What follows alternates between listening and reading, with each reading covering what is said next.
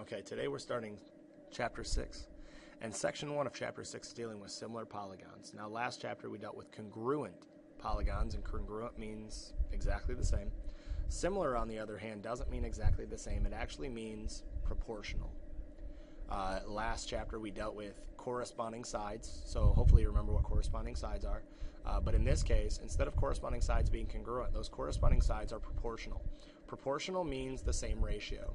If you compare two corresponding sides, like in this, if we take these two shapes, if you take the corresponding sides of AB and EF and set that up as a ratio, AB over EF, that's going to reduce to a fraction.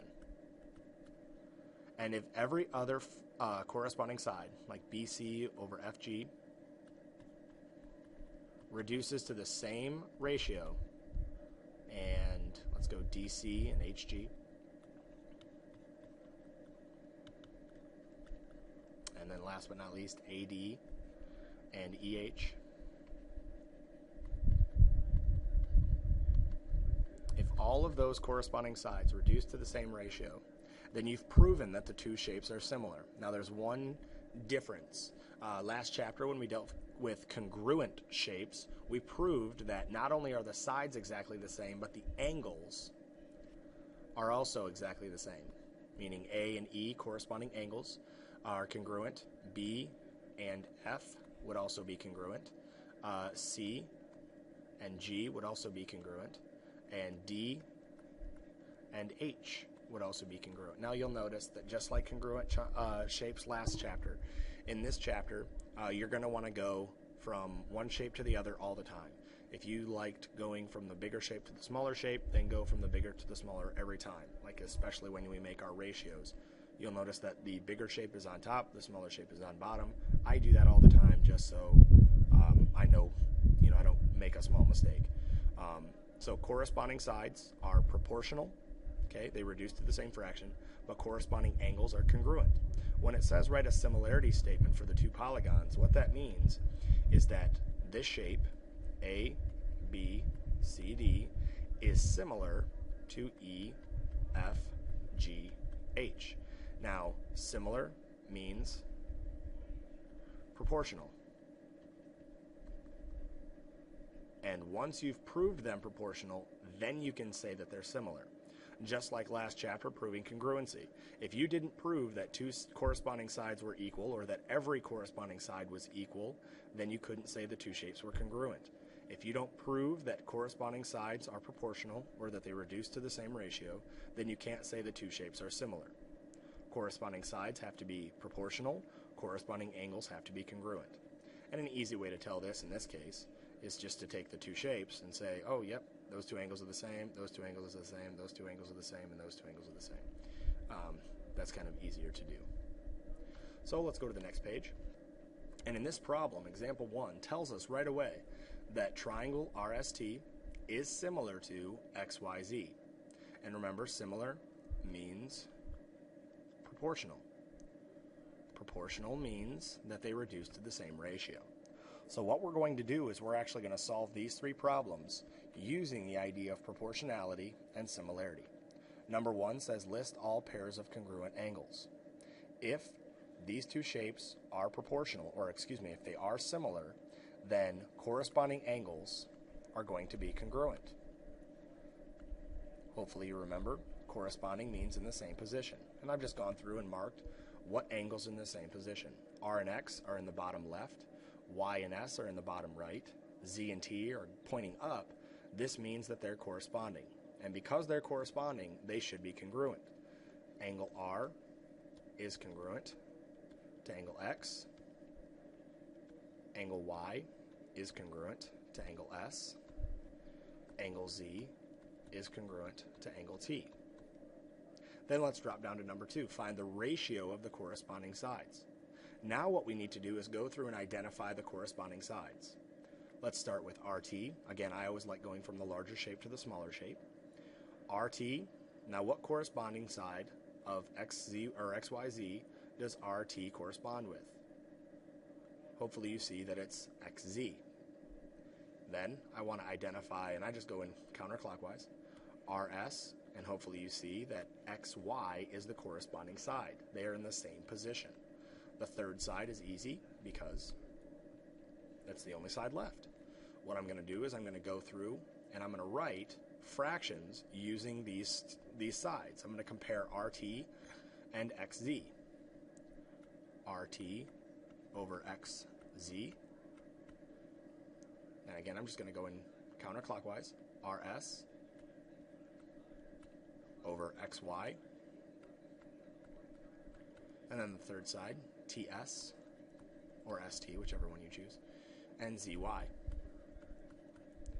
Now what I'm going to do is go through and I'm going to replace all these geometry phrases with their numbers, with what they actually equal. RT is actually 25. XZ is actually 15. Then RS is 20. And XY is 12. TS is 30. And ZY is 18. Now what I'm going to do is I'm going to go through and remember that a proportion, or excuse me, ratios need to be reduced. Fractions need to be reduced.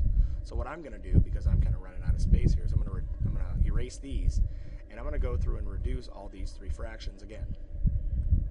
25 over 15. I know that 5 goes into both. 5 goes into 25 5 times. 5 goes into 15 3 times. And that ratio has been reduced.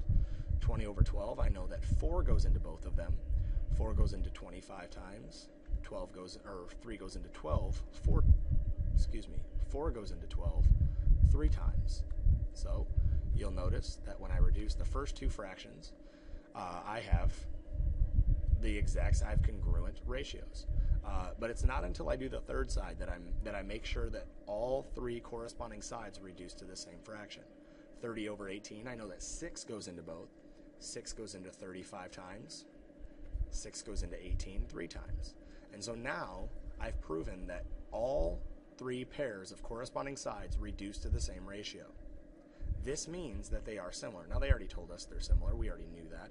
But here we've proven it. Now number 3 says, write the proportional statement for the polygons, meaning let's compare the sides. We already did this in number 2 to solve it, but we're going to do it again. We compared RT with its corresponding side, XZ. We compared RS with its corresponding side of XY. And then we compared TS, or ST, whichever one you choose, with ZY. And that's the proportional statement. Okay? Now, here's a little note. If two polygons are similar, meaning they're proportional, the ratio of the two shapes is called the scale factor. Meaning when you take all 3 sets, or all 4 sets, depending on how many sides your shape has, and you reduce all the ratios, if they are the exact same, if they are congruent, that ratio, that reduced common ratio, is called a scale factor. And in this case, we found the scale factor to be 5 over 3. So when they ask us what is the scale factor of the triangles above, it's the reduced ratio of all 3 sides. All 3 sides reduced to 5/3, therefore the scale factor is 5/3. If you go to the next page in your notes, you'll notice 2 theorems, or a theorem and a note, out of your book. The first theorem deals with the perimeter of similar polygons. Similar meaning proportional. Just like sides, corresponding sides are proportional, like this statement right here. We find out that not only are the corresponding sides proportional, but their perimeters are also proportional. So you can take the perimeter of XLMN and write it as a fraction over the perimeter of PQRS. And it should reduce to the exact same fraction of the corresponding sides. So if we were to do this with our 2 triangles, if we were to take triangle RST and compare it to triangle XYZ, we would get a perimeter of 75 over 45. And if you don't believe me, you can pause the video, go back and add them all up. But we're going to reduce this just to prove it. I'm going to reduce each one going into 15. I'm going to find out how many times 15 goes into 75. And it ends up being 5. 15 goes into 45 3 times, and so you'll notice the perimeter of RST and the perimeter of XYZ reduces to 5/3. You'll notice that's the exact same ratio as the individual sides. Okay? And we're going to use that in the next problem to actually solve for a missing perimeter.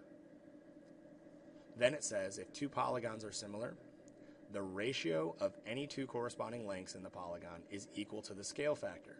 So if you take any two random sides, let's say, let's just pick RS or RT, and TS. And then you pick their corresponding sides, XZ and YZ. If you add up 25 and 30 and divide that by 15/18, you should get the exact same ratio. Basically, it's like taking 2/3 of the perimeter instead of the entire perimeter. It's just another way to solve for a missing side. In this case, you look at example 2 in your notes. We're told right away that shape ABCDE is similar or proportional.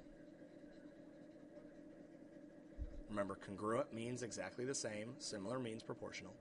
It's similar to FGHJK. So, problem 1 says find the scale factor. Now, what I'd like you to do is I'd like you to pause the video, go through and solve these 3 problems, solving them for yourself. And when you're ready to see how you did, just go ahead and hit play.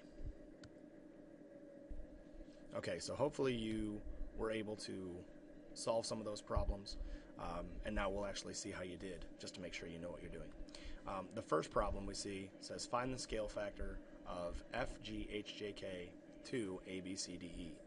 You'll notice that they gave us all the sides of FGHJK, but they only gave us one side. They gave us side AB of ABCDE. So what we're going to do is we're going to use AB and compare it to its corresponding side, FG. Now, we could have chosen any side in FGHJK, but that wouldn't matter. We only have one side of ABCDE. So we're going to use AB to set up a ratio. FG over AB, you'll notice that I went from the larger to the smaller. And then we replace that ratio with their numbers, 15/10. That ratio reduced gives us a scale factor of 3:2. Because these two shapes are already similar, we know they're similar. We know that every corresponding side, whether it be FK, AE, GH to BC, every other ratio is going to reduce to 3/2. In fact, we're actually going to use that in the next problem to find the value of x. Here x is side AE. Now, they gave us its corresponding side, FK, of 18, but we don't have AE. You'll notice that I set up a proportion. I like proportions. You should like proportions. That's how we solve for these missing sides. We set up a ratio of FG over AB, and we set that equal to the ratio of FK over AE. Now, we need to set it equal to it because just 18 over x doesn't solve anything. It doesn't give me any information. It's just a fraction. But when I set it to an existing fraction, 15/10, now I can cross multiply. We cross multiply by taking 15 times x and 10 times 18, and we get 15x equals 180. Then when we divide both sides by 15, we get x equals 12. And so for number 2, hopefully you got side AE to be 12. Then we're going to do similar, kind of the same problem in number 3. We're told to find the perimeter of ABCDE. Now we know that perimeters, just like corresponding sides, reduce to a common ratio. That ratio is the exact same as the scale factor that we found in number 1.